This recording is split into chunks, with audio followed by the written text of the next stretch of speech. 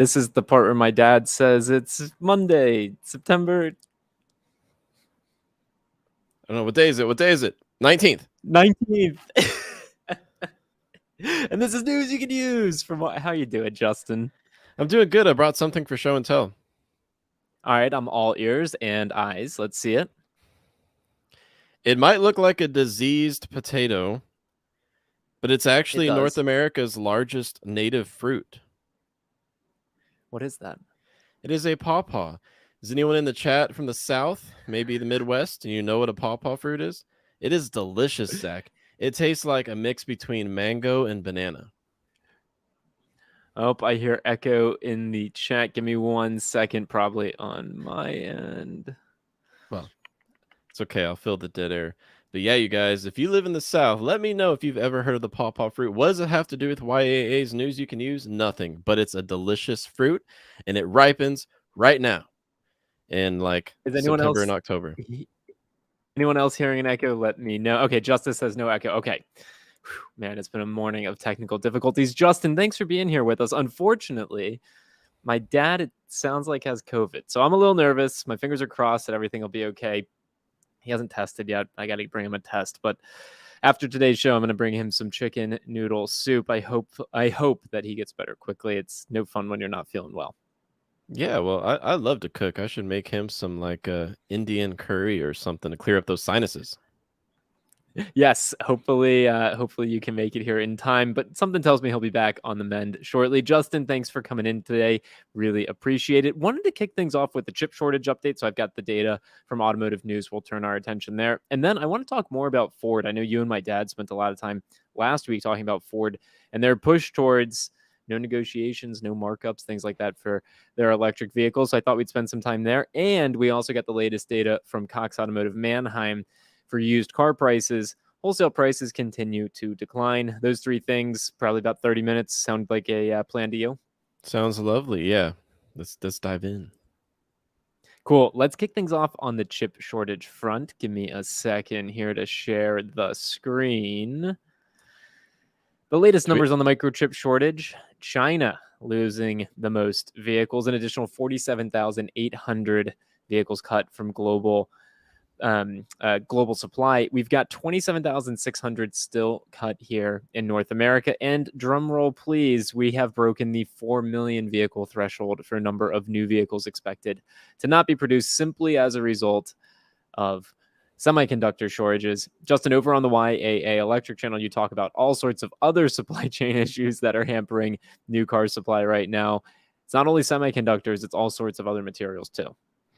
Yes, the raw material prices in general, not just for EVs, which is my specialty. Raw material prices have skyrocketed over the past year. So it's not just about chips. But Zach, one thing that came to mind whenever you revealed this data for us all to see is that I recall maybe in, I don't know, January of this year, the forecast being a hell of a lot lower. It was what, like 2 million or something like that? Should we be investigative journalists for a second here? Do you want to do it? Yeah, let's do it. Let's pull it back up on the screen. Let's see what we can find. All right, so we're gonna go. So one of the things I like about what Automotive News does, I don't know, can you see the URL? No, you can't see the URL, but they use a numeric URL system. So we're on the 64th chip shortage update. What do you think? Let's go to like the 18th chip shortage update. Bear with me. It's loading. It's loading. I would go to just like 30 or something, but well, yeah, just show me what you Well, but pulled here up. you go. 18th. This was 18. Lucky Wow, number you 18, did it. January 24th of this year. So let's scroll down. What was the original expectation? Whoa. Wow. Not that this is an easy job, right? Like neither of us are saying that it was like easy to project, Yeah. but that's a 400% increase, if I'm not mistaken. Yeah, if you're listening to us on the lovely podcast, thanks for letting us in your ears today. In January, there was a forecast of about 1 million vehicles lost due to the chip shortage. And now, Zach, what did we cross just with this latest update in September? The projection is now north of 4 million with, what was it, north of 3. Let's go back. We'll do a quick jump back. 3.28 million taken out of production so far. Let's go back to last year, though. Let's put this into perspective. So let's go back to maybe 18 was January 24th. So let's go to like 12, because that should take us to last year. Yep, November 29th, 2021. So this is where we were last year, Justin. Yeah. Wow. Wow, wow, wow. The projection got all the way up, and we, if I remember correctly, we ended up losing 11 million vehicles in total last year due to the chip shortage. Yep. Yeah, I'm starting to think that with all these chip shortages continuing, maybe the base model Equinox EV will have hand crank windows. Got to save those chips, you know? You definitely got to save those chips. So we're coming off of 1 year where we lost 11 million vehicles. This year we'll probably end up somewhere between 4 and 5 million vehicles lost from production. It led actually me to think about one of these tweets that I saw recently. You know, I like to follow Car Dealership Guy over on Twitter. He had a tweet, Justin.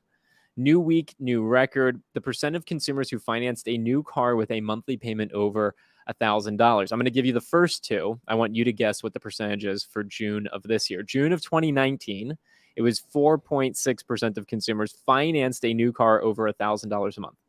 June of 2021, we don't have 2020 data, evidently, 7.3%. What do you think that number crept up to? I shouldn't even say crept, jumped up to in June of 2022. 10.5%. Higher. 12.8%.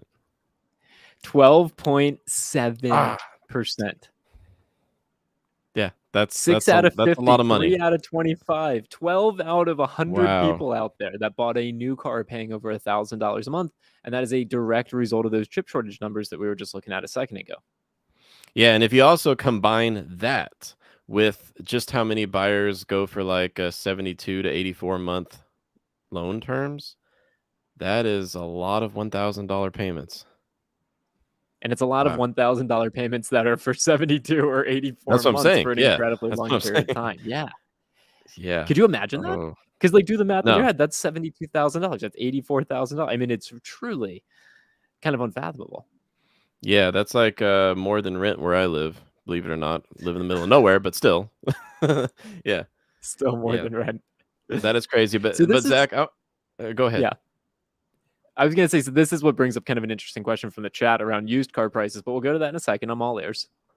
Well, I want to loop back around to the chip shortage stuff after we get through this because this does tie together. But I have some hope on the horizon, a silver lining to share with everyone. But let's stay all doom and gloom right Nope, now with these nope, prices. nope, No, nope, nope. no. Silver lining. Come on. In the Okay. first 10 minutes, you got to have primarily doom and gloom, but about 20% hope and prosperity. So we're in the hope and prosperity All section right. of today's Hope show. and prosperity starting now. Now, We just talked about the chip shortage and how it's been getting worse at a time when it was supposed to get better. Well, I've got some good news for those of you who live in North Carolina, or if you live anywhere really. But a $5 billion semiconductor chip plant is going to be built in Chatham County, North Carolina. So when will it go online? Probably like 2 years from now. But hey, got some good news on the chip front. Okay. $5 billion plant going into North Carolina happens to be down the street from where VinFast is building a factory. But that's the good news. It's all downhill from here. no, I mean, there's totally a lot of investment happening in the space right now. We've talked about it ad nauseum on this channel, but over on the YA channel, on the YA Electric channel. You can't just snap your fingers and you have semiconductors. The unfortunate reality is it's going to take 3, 4, 5 years for a fab to come online. And that's what we're seeing right now. I mean, that's 100% what we're seeing right now. And I was listening to an interview with RJ Scaringe, the CEO and founder of Rivian. And that's all he talked about at the end of his interview was like, you know, we'd be so much further along right now if it wasn't for the chip shortage. And it's interesting. We're probably going to end this year about half as many vehicles taken out of production, maybe 40%, you know, fewer vehicles taken out of production. Still, that's a outsized impact on an industry that desperately needs more inventory. However, we are seeing used car inventory go up. So maybe the new car side doesn't impact the used car side as much right now, especially if consumer demand continues to weaken. That's kind of like my theory in my mind. Yeah, we should sell a YAA calendar, and it's like 2023 is the year of the used car. 2023 I is mean, the year of the with used with the car. way prices are headed on both the new and used car fronts, I would say I see myself advising more and more of our members to think about used cars. Yeah, you know, my sister's thinking about getting, her and her husband are thinking about getting a new car. They've got the 2012 Subaru Outback that used to be my mom's, then it was hand me down to them.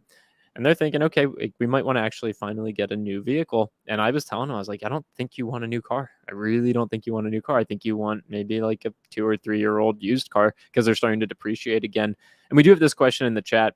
If chips availability continues to fall, will used car prices go back up? I know you're in the data every single day, just like I am, Justin. It's kind of hard to make this projection, but I think there's enough, or I think there's enough inventory and not enough demand right now for used car prices to continue to fall. And we will get the new Black Book data tomorrow, so that'll be telling as well. It'll be interesting to see where we're at once the seasonal swings in car buying come back around, and once we get back to like spring and summer of 2023, where will we be at that point? Nobody knows right now, and I'm not gonna guess. But yeah, I don't know. Let's take a peek at the Cox Automotive data. This just came out this morning. Wholesale used vehicle prices continue to decline in the first half of September. It was hyperbolic, but it was also the truth. Last month, August, was the largest month-over-month decline in wholesale used car prices we have ever seen. Hyperbolic, yes, because we also saw the largest increase in appreciation of used car prices literally ever. But it was the largest month-over-month decline. And so far here in the first 15 days of September, we're down another 2.3% in wholesale values. If that were to hold true for the entirety of the month, so let's say we end the month with a 4.6 decline in wholesale values, that would actually top, and you would be seeing a new headline or a new, YouTube thumbnail image in about 3 weeks of us saying, hey, wholesale used car prices have never dropped more than they did last month. We're on pace to set another new record here in September.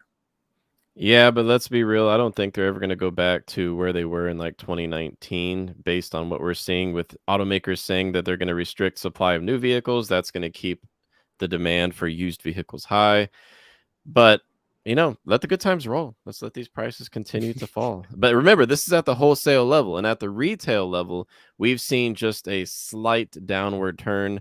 We thought, at least I thought, that by mid-September, we'd start to see a sharper downward turn in retail used vehicle prices, but it's not happening as quickly as I had hoped.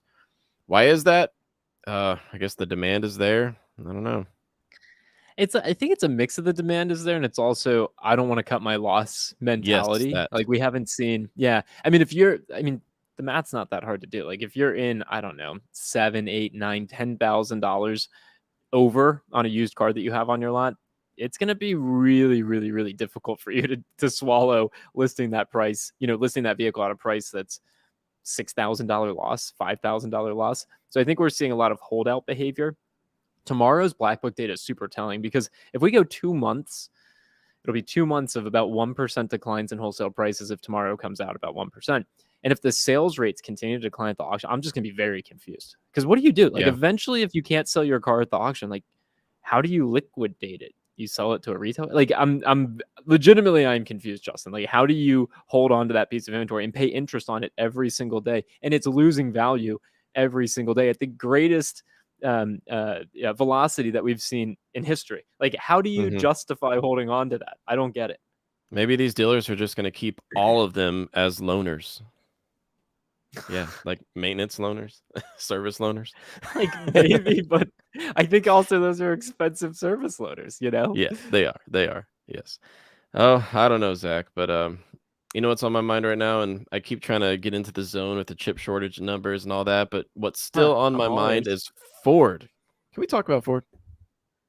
Yeah, let's talk about Ford. So obviously, you were talking about this over on the electric channel. You were talking with Pops last week about it. I'm gonna say what I always say. They're getting rid of the dealers. They're not quite getting rid of the dealers. Do you remember off the top of your head what they're doing? Yeah, so Ford has given an ultimatum to all of its dealers saying if you want to sell electric vehicles at all, doesn't mean only EVs, but at all, after 2023, you need to make a big investment. So if you want to sell EVs, Ford dealers have the option of either being Ford Model E certified or Model E certified elite. Okay. Yes. Model E certified elite dealers will have to invest $900,000 initially to go towards installing 2 DC fast chargers, one of which must be open to the public. The other money will go towards installing a third charger by 2026, bringing the total investment to $1.2 million. And then the lower tier, that's only in quotation marks, $500,000 investment to go towards installing one public facing fast charger. What kind of caught my eye here is not just the numbers, because that's a lot of money, but also that Ford's Yeah. trying to get into the public charger game, kind of like Tesla. So Ford should just kind of stop trying to chase Tesla, right? But hey, I test drove a $140,000 F-150 Lightning last week. I Yeah. asked him How'd like, that feel? "What's up with?" I felt like I was a man of power, driving around in a $140,000 truck with like I don't know, 12 outlets on it to power my tools that I don't have. But $140,000, and I asked him, "Why is it marked up to $140,000? MSRP was about $90,000. It was top platinum trim."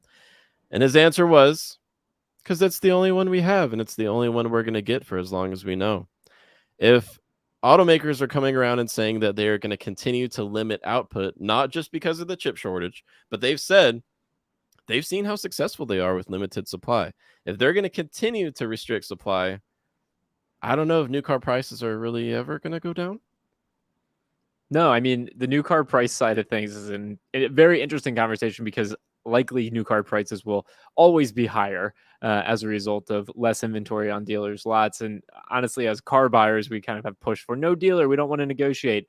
There's a double-edged sword there of moving towards Ford's new model, which if you're elite Mhm. certified and whatever, you can sell EVs, you can have some inventory, but you're not going to be able to set a price on it at all. The price is the price. And so we're totally moving in a direction where it's kind of Tesla slash Apple like, where it's like a walled garden. Everything that you Yeah. get, it comes from us. The price is the price. You know what I'm waiting for is on the Lightning. I'm waiting 25 EVs per year is giving me boutique vibes. Yeah, definitely is.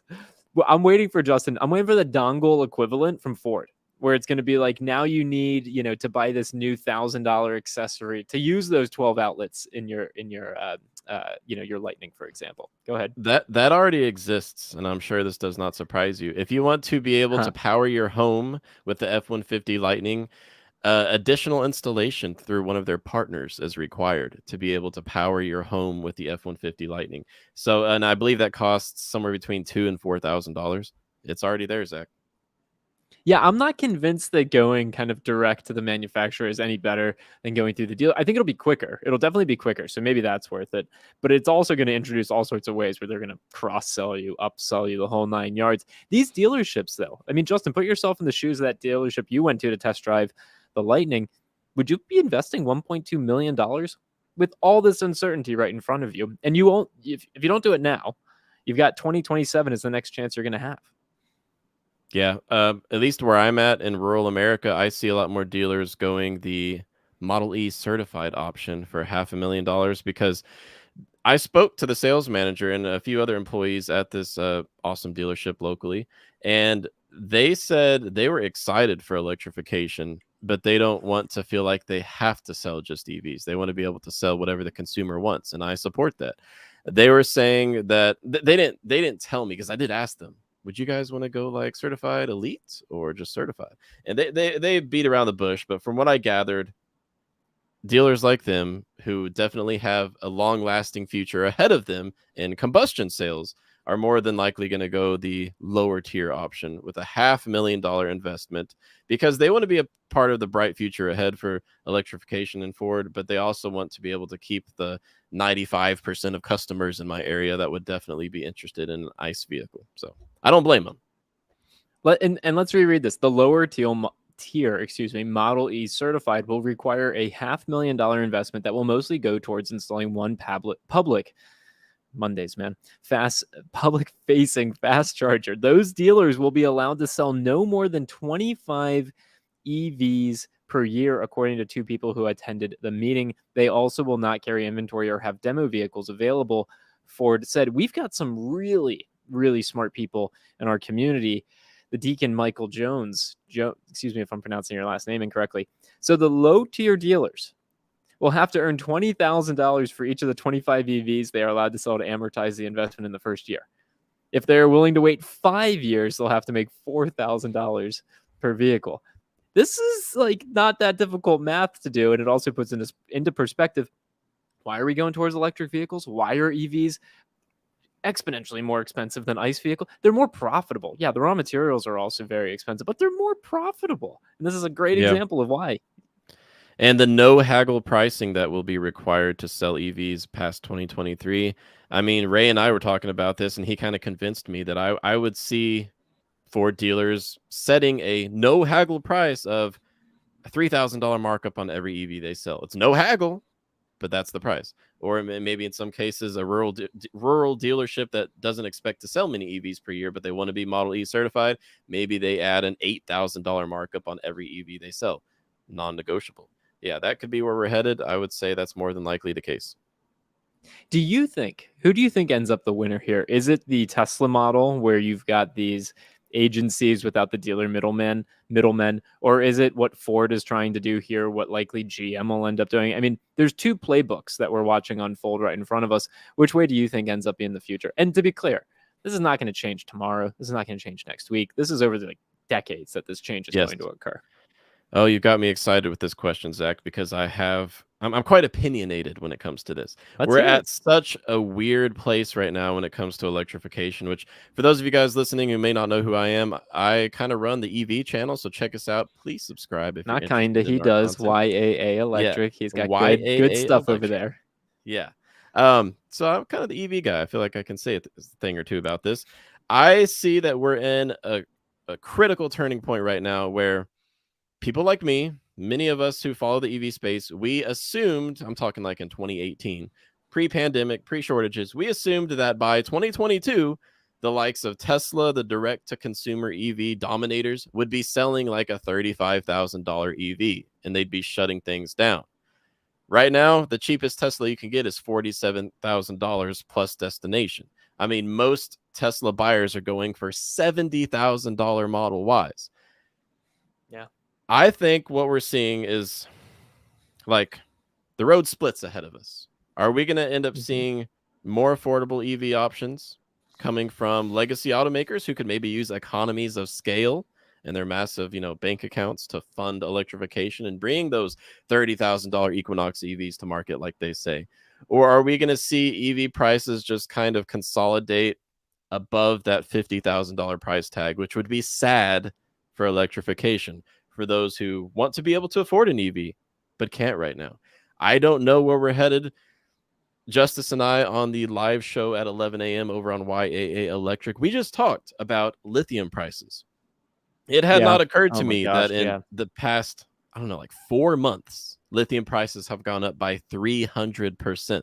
I didn't know it was that bad. So the signs that the market signals are pointing towards the other option where EV prices are consolidating north of $50,000, and that's not going to be good for electrification. So to get to your question, are we going to be looking at direct-to-consumer EV sellers dominating like Tesla, Lucid, Rivian? Right now, none of them are offering mass market affordable options that, someone looking for a $40,000, $35,000 EV can even consider. Maybe Fisker will come save us all, Zach. I don't know if I'm putting my money on Fisker. I wonder if the idea of transitioning to electric vehicles amidst all these price increases, inflation, etc. I wonder if in the history books 100 years from now, we'll be able to look back at this period of time, 2020 to 2030. That was the period of time where everyone owning a car transitioned to everyone having some form of mobility, whether it be owning a car, you don't own it, you lease it. It's a weird type of lease where you don't get a payoff at the, you don't have the option to buy it at the end. Like, I feel like we're in this moment of really significant change because the prices are just unattainable. Like, it really, it doesn't matter how you slice it. The average EV selling price last year, last month, almost $67,000. The average new car selling price was around $47,000 or $48,000. And we kicked today's show off with the chip shortage. There was there's expected another 4 million vehicles taken out of production this year. Like, there's just no way to really slice that. Thus the reason going to buy a used car right now that you can negotiate kind of makes a lot of sense. But I really feel like we're going to look back in the history books and it's like, yeah, this decade was the decade where owning a car, buying a car, it all kind of changed. Yeah. And buying a car is typically the second most expensive purchase for anyone besides buying a home, right? And I feel like it's definitely just headed in the wrong direction, and it's really sad because the consumer doesn't need another massive expense on their monthly bills. Like, you don't need another $1,000 bill, but that's where we're at right now. And what's it going to take to reverse this trend? Well, people are going to have to stop buying cars, stopbuyingcars.com, or or the automakers are going to have to do the right thing, and I don't think that's going to happen.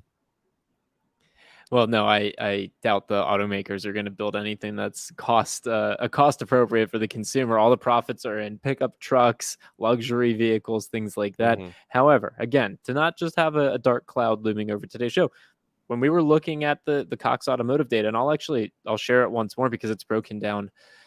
In case you're unfamiliar, it's broken down by subset or type of vehicle. I mean, look at this, Justin. Year over year, we are seeing prices actually down. Not for compact cars, not necessarily for the segment where we want to see prices go down. And this is the reason compact cars are still up relative to their peers, is because those are the only ones that are potentially price attainable for Yeah. folks. But luxury cars, you've been waiting to buy that Audi A5. Great.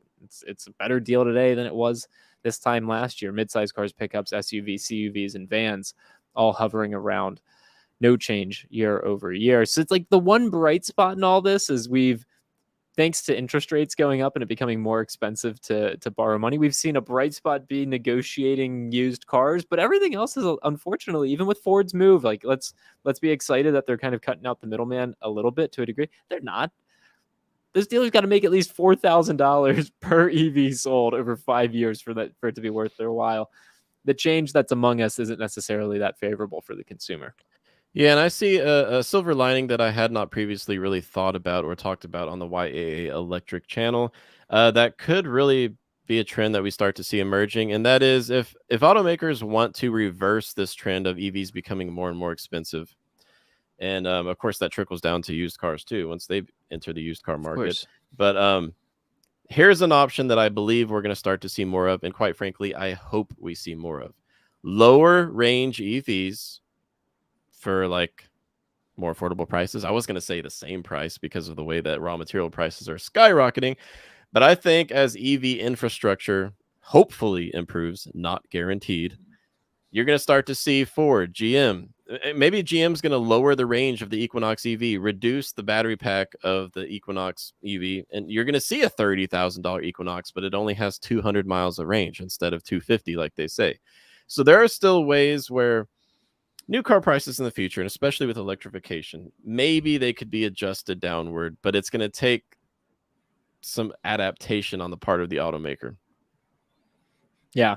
All right. We're going to look at just one final comment here and call it a show. Haven't read this, Justice, so let's hope it's good. If the CEO makes $65 million a year and gives 100% of their salary back to reduce the price of the vehicle, and they are super small and sell 200 feet, you save $260. Okay, all right. I thought that was maybe going to go in a different direction. Was it GM CEO Mary Barra that made 65 million last year, or was that Lucid CEO? Someone made a lot of money last year. Yeah, Lucid CEO made an amazing amount of money considering how few vehicles they sold. What they sold, like a thousand vehicles.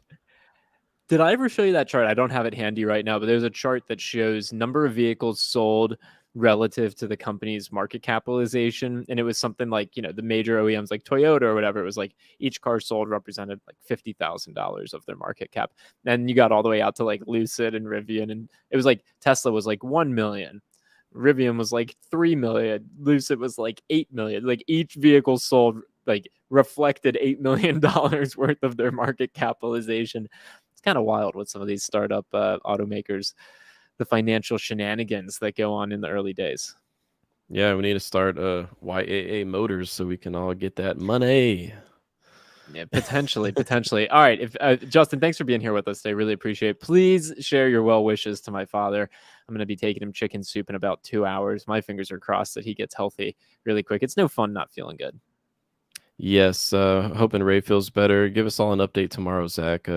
Yeah, and if you're interested in the EV shenanigans that I was rambling on about, feel free to check us out at the YAA Electric YouTube channel. We're growing quickly, had some exciting guests, and I hope to see you there. All right, Justin, thanks for your time. Thank you, everyone, for being here. Happy Monday. And yeah, see you again tomorrow, most likely, unless my dad miraculously makes a comeback. Yes. So you guys have a good Monday.